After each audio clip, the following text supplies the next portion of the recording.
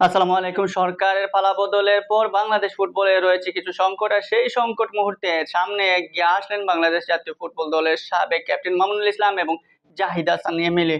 কিছু ফুটবলারদেরকে বাঁচিয়ে দিলেন। হ্যাঁ, ৩৫ থেকে ৩৬ জন ফুটবলারকে তিনি এই বছর বাঁচিয়ে রাখলেন। এই বছর তিনি তারা একটা সুযোগ করে দিলেন তাদেরকে মেলে ধরার, তাদেরকে খেলার সুযোগ।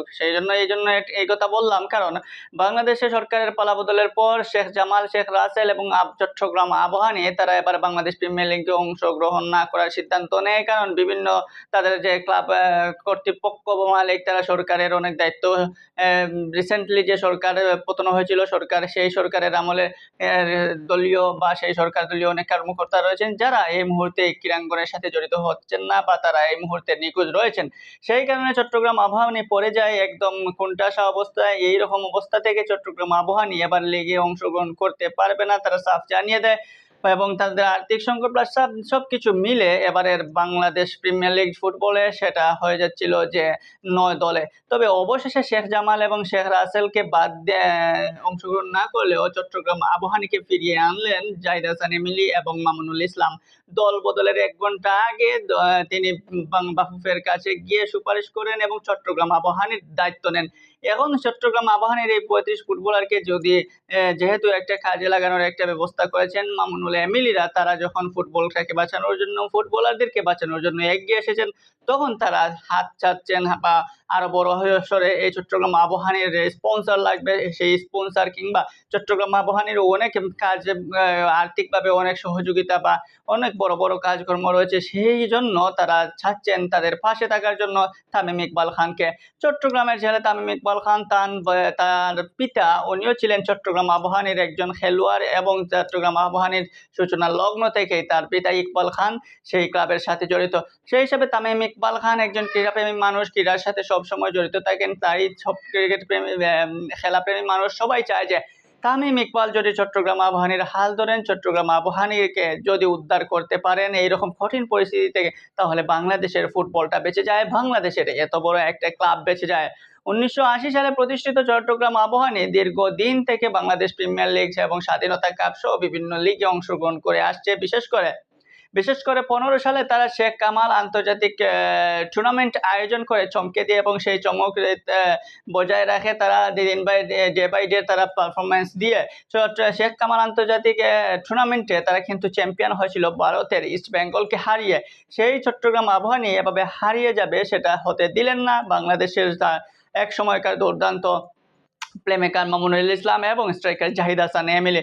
বাংলাদেশ ফুটবলে মামুনুল এমিলিরা অনেক দিয়েছেন, এখন সংগঠক হিসাবে পাশে দাঁড়িয়েছেন চট্টগ্রাম আবাহনীর।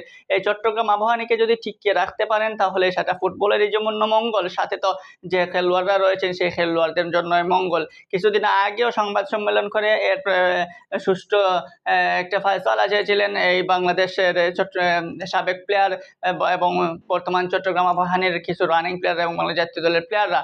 বিশেষ করে চট্টগ্রাম আবাহনীতে খেলে থাকেন বাংলাদেশ জাতীয় দলের এক সময়কার দুর্দান্ত গোলকিপার, এখনো জাতীয় দলের কানাচে রয়েছেন, যদিও জাতীয় দলে ঢুকতে পারছেন না, সেই আশরাফুল ইসলাম রানারা তারা বলেছেন যে তারা এই ক্লাবটাকে বাঁচিয়ে রাখতে চান। বিশেষ করে যে ফুটবলাররা রয়েছেন তাদের রুটির জায়গা কিন্তু এই ক্লাব, আর সেই ক্লাব যদি এভাবে যদি সরে যায় প্রিমিয়ার লিগ থেকে, তাহলে এই ফুটবলাররা যাবে কোথায়? একটা ক্লাব কতজন প্লেয়ারকে নেবে? যে 9টা ক্লাব অংশগ্রহণ করবে তারা কতজন প্লেয়ারকে নিতে পারবে সেটা নিয়ে সন্দিহান থেকেই যায়। আর সেই হিসাবে চট্টগ্রাম আবাহনীর পাশে এই মুহূর্তে এমিলি মামুনুলরা এগিয়ে আসায় তাদের ফুটবলারদেরই মঙ্গল। এই চট্টগ্রাম আবাহনীতে রয়েছেন রায়হান হাসানের মতো ডিফেন্ডাররা, হেমন্ত ভিনসেন্ট বিশ্বাস রয়েছেন, মান্নাফ রাব্বি, যে ফুটবলাররা একসময় জাতীয় দলে দিয়েছেন দুর্দান্ত সার্ভিস। সেই ফুটবলারদের ছাড়া যদি প্রিমিয়ার লিগ হতো তাহলে কিছুটা হলেও ফুটবলের মজা কমে যেত, ফুটবল প্রেমীরা কিছুটা হলেও আফসোস করতো, সাথে ওই ফুটবলারদের ফ্যামিলিরা পড়ে যেত চরম আর্থিক সংকটে।